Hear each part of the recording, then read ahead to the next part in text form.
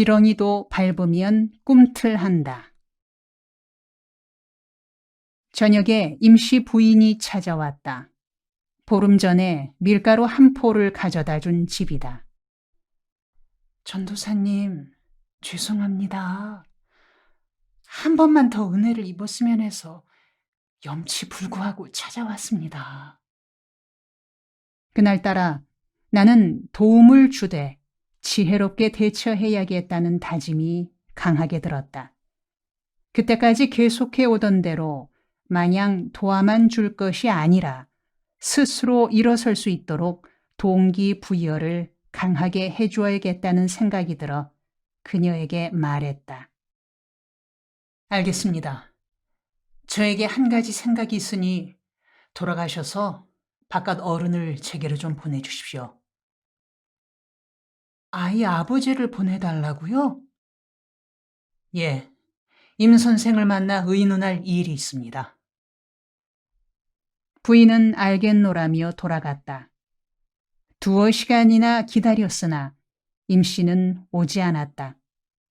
그 집에서 일단 도와달랬는데 이대로 끝나면 좋지 않을 것 같아 내가 찾아갔다. 임 씨는 방에 있었다. 그는 나를 보자 멋쩍은 표정을 지으며 허리를 굽실굽실했다.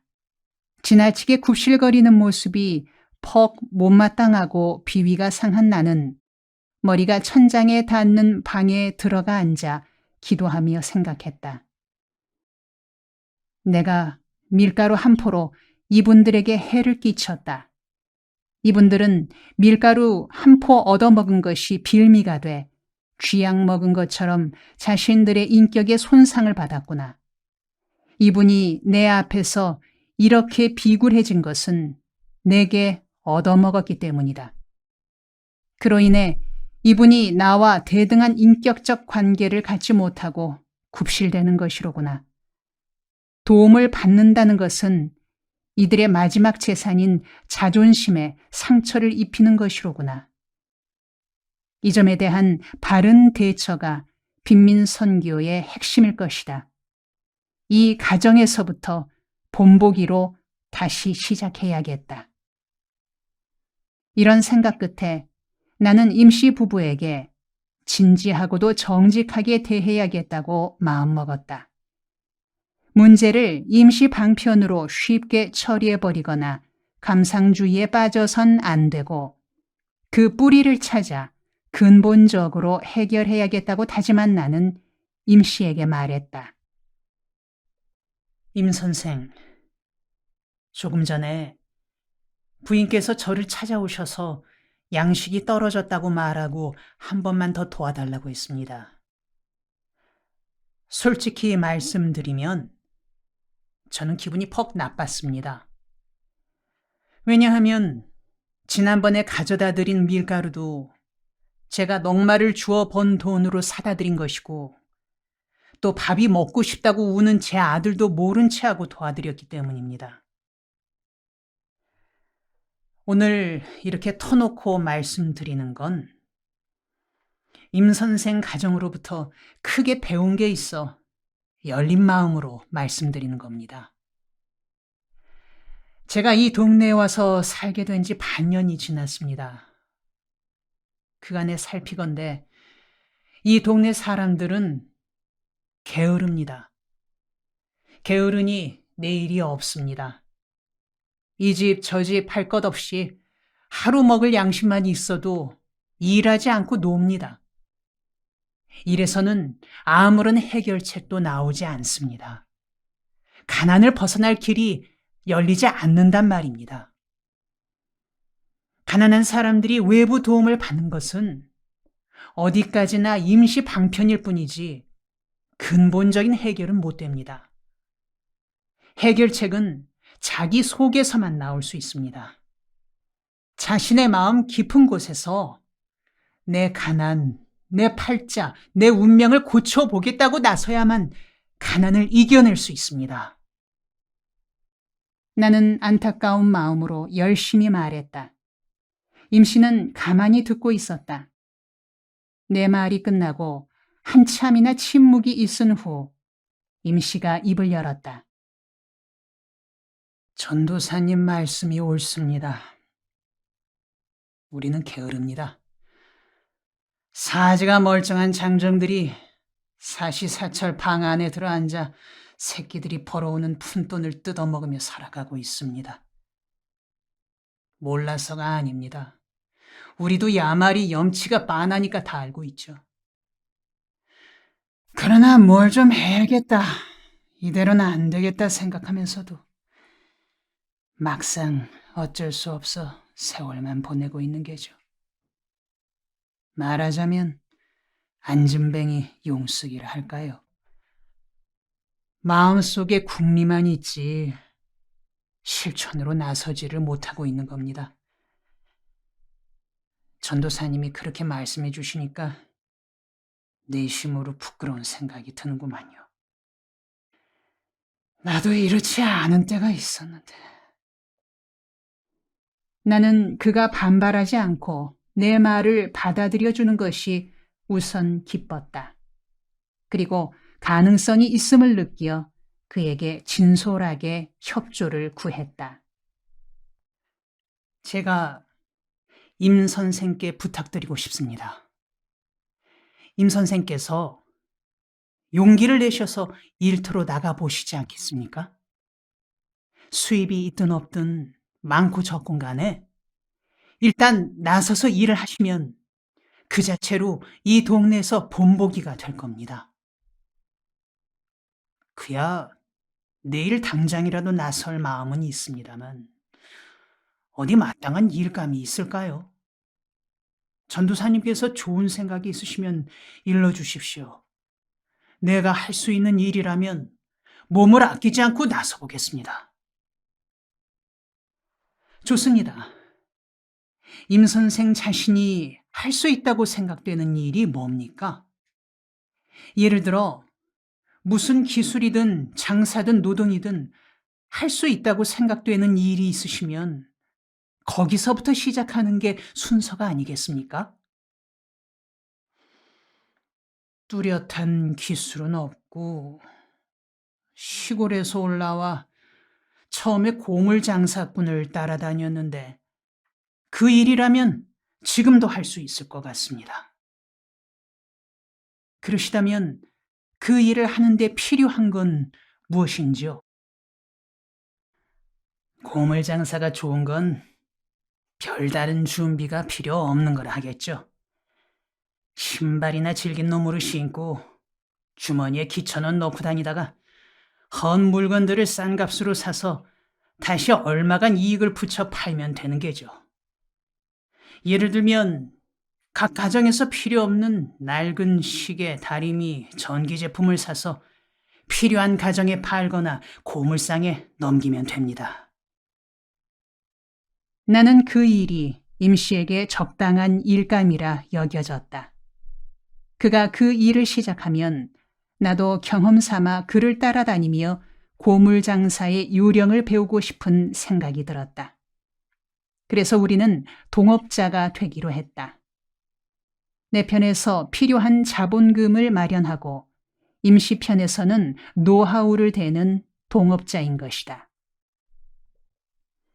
그날 이후 나는 빈민촌 선교 활동을 전면적으로 변경하는 일에 집중했다. 주민들이 조직된 힘으로 문제들을 스스로 풀어나가게 하는 방향으로 이끌기를 힘썼다. 나는 동네에서 발언 깨나 하는 사람들을 찾아다니며 설득하기 시작했다. 힘을 모아 서로 돕고 삽시다. 혼자서는 실패했지만 뭉치면 성공할 수 있습니다. 만나는 사람마다 설득했다. 대포집에도 찾아가고 화투판에도 끼어들며 아침부터 저녁까지 사람들이 모인 곳이면 어느 자리든 찾아가서 이야기했다. 처음에는 되게 소극적이고 부정적이었다. 우리 주제에 나서봐야 별 볼 일 있겠느냐면서 자리를 피해버리는 것이었다. 그러나 그 중에도 호응하는 분들이 있었다. 그렇게 열심을 내니 처음에는 소문이 나쁘게 돌았다. 활빈교회 전도사는 술 받아주면서 예수 믿으라 한다? 평양서 온 사람처럼 수상하다. 이런 소문들이 돌았으나 나는 개의치 않았다. 모든 일에는 시간이 약이었다. 시간이 지나면서 그런 소문은 줄어들고 호응하는 여론이 늘어갔다. 나는 기왕에 조직되어 있는 청계천 판자촌 주민회를 강화해 나갔다. 그 가운데에서도 주민회 산하 5개 분과위원회를 효과적으로 운영토록 힘썼다. 그간의 경험에서 파악된 판자촌 안의 문제점들을 분류하여 강화한 주민교육부, 건강관리부, 협동조합부, 소득증대 사업부, 개발봉사대는 각 부에 7에서 9명의 분과위원을 선임한 후 그들 중에서 분과위원장과 간사를 뽑게 했다. 각 분과위원장은 지역에서 성실한 분들로 선임하고 각 분과의 간사는 교회 청년들 중에서 섬기는 정신이 있는 청년들을 배치했다. 기본 조직이 정비되자 분과별로 사업을 추진해 나갔다. 주민교육부에서는 어린이 학교, 지역사회학교, 즉 청소년을 위한 야학, 청년 강좌, 엄마교실, 사랑방 모임, 새마을 강연 등의 프로그램을 만들었다.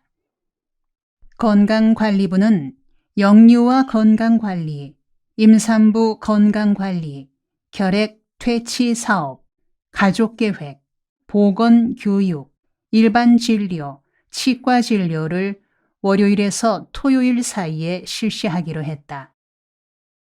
소득증대 사업부에서는 직업보도와 직업훈련, 그리고 동네에 가내공업을 유치하는 사업을 추진했다. 후에 실업자 조합과 자활회가 창설되면서 이 부서는 가장 중요하고 활발한 분과가 되었다. 협동조합부에서는 신용조합과 소비조합을 설립하고 다음 단계로 생산조합까지 만들어 나가자고 꿈에 부풀었다. 빈민촌에서 중요한 것은 신용조합 사업이다.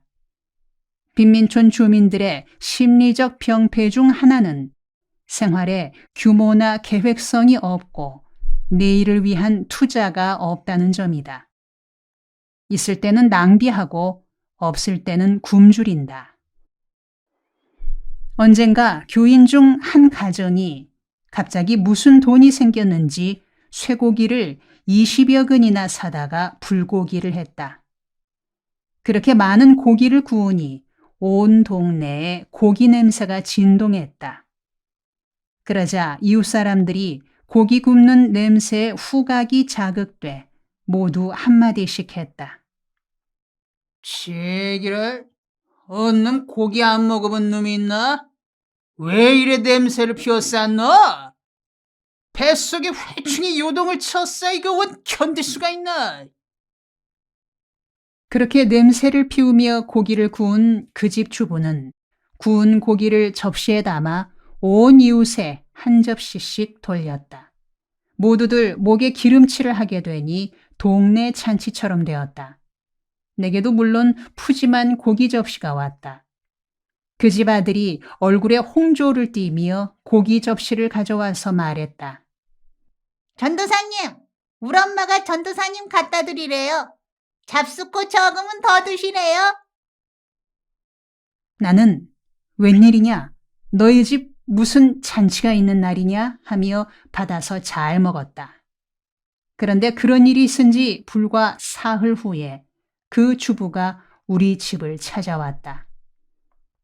전도사님, 죄송스럽습니다만 쌀 한 사발만 좀 꺼주세요. 나는 고개를 갸우뚱했다. 저 가정이 사흘 전에 온 동네에 고기 잔치를 했었는데 오늘 어쩐 일로 쌀을 꾸러 왔을까 하는 의문이 생겨 그녀에게 물었다. 아니, 아주머님, 쌀자루를 누가 들고 가버렸나요? 사흘 전에 온 동네 불고기 잔치 하시더니 오늘은 웬일로 쌀을 꾸러 오셨어요? 그때는 모처럼 돈이 생겼기에 죽기 아니면 살기로 먹어버린 거죠. 이런 식이다. 빈민들은 생활에 규모가 없어 어쩌다가 돈이 생기면 내일을 위해 저축하거나 장래를 위해 대비하지 않고 그냥 써버린다. 이런 습성이 빈민들이 지닌 심리적 구조다. 그러니 빈민 선교가 제대로 되려면 단순히 예수 믿고 예배당 다니게 되는 것만으로는 부족하다. 그런 신앙 생활과 더불어 생활의 규모를 찾게 하고 저축심을 기르며 서로 돕는 공동체 정신을 높여나가는 훈련이 더해져야만 빈민 선교가 제대로 되는 것이다. 신영조합 사업은 그런 점에서 효과적인 방법이다. 특히 빈민촌에서 성행하고 있는 달러 빚이란 것이 있다. 월 30%를 넘는 고리채다. 이런 달러 빚을 추방하는 데에는 신용조합 운동이 제격이다. 민주주의도 인권도 자유도 경제가 뒷받침돼야 한다. 기본 경제가 뒷받침되지 않는 절대 빈곤 상태에서는 민주주의도 인권도 헛된 구호에 머무를 뿐이다. 끝으로 마을 청년들로 조직된 개발봉사대는 도로관리, 청소, 소독, 장례, 방범, 방화 등의 일을 맡는 특별 조직이다. 이렇게 주민 조직이 완비되고 조직의 각 부서가 기능을 발휘하게 되면서 동네 분위기가 달라지기 시작했다. 싸움으로 날이 새고 지던 동네에서 싸움이 줄고 술타령과 화투놀이로 소일하던 사람들이 주민회에 직업 소개를 의뢰해왔다. 동네 주민들이 진저리를 냈던 불량배들은 개발봉사대 대원이 되어 방범을 맡아 사고가 잦은 길목을 밤늦게까지 지키기도 했다. 그들은 전과 3, 4범이 보통이고 전과 13범까지 있었다. 그러나 그들도 마주 앉아 이야기 나눠보면 선량한 젊은이들이었다. 얼마든지 변화돼 값어치 있는 일에 쓰임받을 수 있는 가능성이 있는 젊은이들이었다. 그들 중에 밤늦게 지나가는 처녀들을 덮쳐 돈도 뺏고 몸도 뺏는 일에 베테랑인 녀석이 있었다. 많은 처녀들이 그에게 당한 것을 알고 그에게 물었다. 자네는 왜 그렇게 죄 없는 처녀 애들을 욕보이는가? 위험한 일일 텐데. 꼭 여자 생각이 나서 그러는 것이라면 종삼이나 양동 같은 데 가서 몸 풀고 오면 되지 않겠는가? 아유, 성님. 여자 생각나서 여자를 덮치는 거 아닙니다. 그럼 왜 그러는가?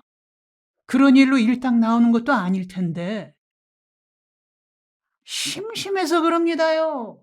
사는 게 하도 갑갑증이 나서 한두 번 그러다가 그만 인이 백인 거죠. 팔다리에 피가 뛰는 젊은 놈이 할 일은 없고 눈에 보이는 건 많으니까 좀이 쑤셔서 그러죠. 할 일 없어서 그런다면 나하고 농마주이나 나가세나. 가만 계십시오. 그동안엔 뚝방을 지나다니는 불쌍한 공순이들을 건드렸는데 요사이 생각하니 그게 마음에 걸린다 이겁니다. 그런 불쌍한 애들 건드릴 게 아니라 잘 먹고 잘 살고 잘 빠진 범털갓이나 잘 사는 여자들 한탕만 하고서 손 씻으랍니다. 그러나 얼마 후 그가 감방으로 끌려갔다는 소식이 들렸다. 아마 범털 가시나들에게 한탕하려다 실수가 있었던 모양이다. 좀 더 일찍 잡아주었으면 좋은 일꾼이 될 수 있었을 사람인데 버린 것이 애석했다. 한국 교회는 너무 고상하고 깨끗해서 이런 거친 영혼들이 적응하기에는 어려운 분위기다. 이들이 새롭게 살아보고 싶은 마음으로 교회를 찾아갈 때가 있다. 그러나 깨끗한 교회는 깨끗이 못한 것 같은 그들의 분위기에 지레 겁을 먹고 마음문을 닫아버린다. 이들은 그런 반응을 느끼고는 자격지심에 더욱 거친 행동을 보인다. 그래서 결국 교회에는 항상 모범생 기질이 있는 사람들만 적응하고 문제아들은 발을 붙이지 못하게 된다. 어느 날 빈민촌에 서울대학교 의과대학생인 김상현 군이 찾아왔다. 가난한 이웃들에 대한 봉사정신으로 가득 찬 젊은이였다. 그는 예수께서 빈민선교회를 위해 특별히 뽑아놓은 듯한 일꾼이었다. 나는 그와 함께 빈민촌 주민들을 한 집 한 집 방문해가며 환자들을 치료하고 대화를 나누고 위로하는 일에 열중했다. 그는 아직 의대 재학생인데도 그가 처방하는 약들은 신통하게도 잘 들었다. 그래서 그는 동네에서 명의로 인정받게 되었다. 하루는 가정 방문에서 안진뱅이 부인을 만났다. 남편은 전직 경찰관이었고 4살 배기와 2살 배기 아이를 둔 어머니였다. 지난해 아기 낳을 때 출혈이 심하더니 그 후 일어서지 못하고 안진뱅이가 되었노라고 했다. 2 손으로 짚고 엉덩이로 다니며 아기를 키우고 가사를 돌보는 것이 딱해서 김상현 군과 나는 치료해보기로 결심했다. 우선 중앙의료원으로 데리고 가서 진찰부터 했다. 병원에서는 엑스레이를 여러 장 찍고 검사를 하더니 치료 불능이라 했다. 우리는 의사에게 그래도 치료할 수 있는 어떤 방도가 없겠느냐고 물었다. 글쎄요. 이병철 딸쯤 된다면 돈으로라도 한번 시도는 해볼 수 있겠지만 현 상태로는 회복이 불가능한 상태입니다. 나는 의사의 말을 듣고 그녀를 택시에 태워 돌아오면서 포기하지 않고 그녀를 치료하는 데 도전해 보기로 다짐했다. 상현군, 치료 불능이라지만 우리 한번 도전해 보세. 의사가 하나님은 아니지 않는가? 그래도 의학은 과학인데 과학적으로 안 되는 건 안 되는 거죠. 그렇다고 그냥 물러설 수만은 없지 않은가? 내가 기도할 테니 자네는 적합한 약을 지어보게나. 글쎄요, 그런 약이 지어질 것 같지 않은데요. 내가 기도를 드릴 테니까 자네는 약만 지으면 되는 거야. 어차피 병원에서는 못 고치는 병이라 했으니 우리가 부딪혀 볼 수밖에 다른 도리가 없지 않은가. 소화제든 아까진기든 약이라고 처방만 해보게나. 그래서 김상현 군은 소화제와 비타민을 섞어 큼직한 약봉지를 만들어서는 하루 3번씩 드시라며 안진뱅이 부인에게 주었다. 나는 말했다. 애기 엄마, 이 병은 약으로 고친다고 생각해서는 안 됩니다. 의사 선생이 주시는 이 약을 들면서 기도드립시다. 병은 의사나 약이 고쳐주는 것이 아니라 하나님께서 고쳐주십니다. 약 드실 때마다 기도드리세요. 상현 군과 나는 부인의 손을 잡고 기도드렸다. 그 후 나는 새벽 기도 때마다 부인을 위해 간절히 기도드렸고 자주 가서 위로와 격려를 해주었다. 그러던 얼마 후 드디어 부인이 일어서는 날이 왔다. 처음엔 무릎을 손으로 잡고 빠듯이 일어서더니 다음엔 한 걸음 한 걸음 떼다가 나중에는 제대로 걷게 되었다. 이 일로 상현군과 활빈교회는 대단한 권위가 붙게 되었다. 안진뱅이를 고치는 신통력이 있는 것으로 소문이 났던 것이다. 그렇게 소문이 나니 좋을 것으로만 여겼는데 얼마 후 대단히 난처한 처지에 이르러 곤혹스러웠다. 안진뱅이들이 소문을 듣고 치료받으러들 찾아오는 것이었다. 심지어 불광동에서 택시를 타고 오기까지 했다. 나는 질겁을 해서 설득해 돌려보내느라 곤욕을 치렀다. 상현군의 활약으로 의사, 약사, 의대생, 약대생, 치대생, 간호대생들이 모여 진료팀을 이루었다. 송정의료봉사회라 이름 붙인 진료팀은 토요일마다 일반 진료와 치과 진료를 실시했다. 그런데 어쩐 일인지 진료반의 치료로 병들이 잘 나았다. 종합병원에서 못 고치던 병들도 학생들이 처방한 약으로 낫곤 했다. 월요일에는 기독교 의료 선교 협회의 도움으로 영유아 건강관리와 임산부 건강관리 사업을 실시했다.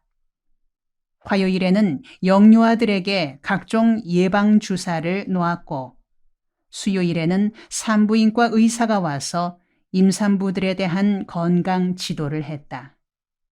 목요일에는 보건소 주도로 결핵 환자 치료를 했다. 건강관리 사업이 궤도에 오르자 다음으로 동네 사업 중 가장 중요한 주민 교육에 집중했다. 빈민촌에서 빈곤 문제는 물질적인 문제이기에 앞서 정신적인 문제였다. 물론 경제 사회적인 원인도 중요했으나 더욱 중요한 것이 정신적인 원인이었다. 빈곤 문제가 정신적인 마음가짐의 문제였기에 주민들의 마음가짐을 고치는 의식 개조 차원에서 그 해결책을 찾아야 했다. 빈민촌 주민들이 빈민촌으로 들어온 지 10년이 지났어도 빈곤을 벗어나지 못하고 오히려 사정이 날로 나빠지는 것은 경제, 사회적인 원인과 함께 그렇게 될 수밖에 없는 정신적, 심리적 원인이 있기 때문이었다.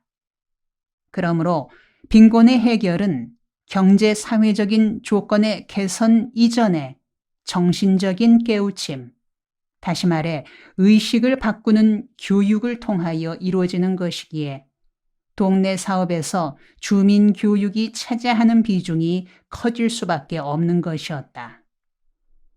여기서 주민 교육이라 함은 넓은 의미의 의식화 작업을 뜻한다. 주민 스스로가 주체적인 결단을 통해 빈곤을 극복하고 바람직한 삶을 살아갈 수 있도록 이끌어주는 것이 바로 의식화의 과제다. 이러한 의식화를 위한 주민교육은 건강한 마음과 민주사회 건설의 기초 단계로 시민정신의 고취가 요청된다. 이를 위해 주민들의 자치 능력을 높이고 그 실천으로 나아가도록 훈련시켜야 한다. 이런 점을 감안하여 우리는 주민교육 프로그램을 세우고 단계에 따라 교육을 실시해 나갔다. 1972년 4월 6일 주민교육 사업의 일환으로 지역사회 학교인 배달학당을 열고 동네 청소년 56명을 모집해 중학교 과정을 야학으로 시작했다. 4월 15일에는 20대 청년 지도자 20명을 뽑아 일주일에 6시간씩 6개월 과정의 청년 지도자 훈련 과정을 시작했다. 그리고 매주 3회 주부 교실을 열어 동네 주부들에게 육아, 요리, 위생, 교양, 그리고 부업을 위한 기술 교육을 시켰다. 어린이들을 위해서는 주 3회 어린이 학교를 열어 동화, 노래 공부, 놀이지도, 자치 활동 등의 교육을 실시했다. 이러한 프로그램들이 하나씩 진행되어 나가면서 동네는 활기를 더해갔다.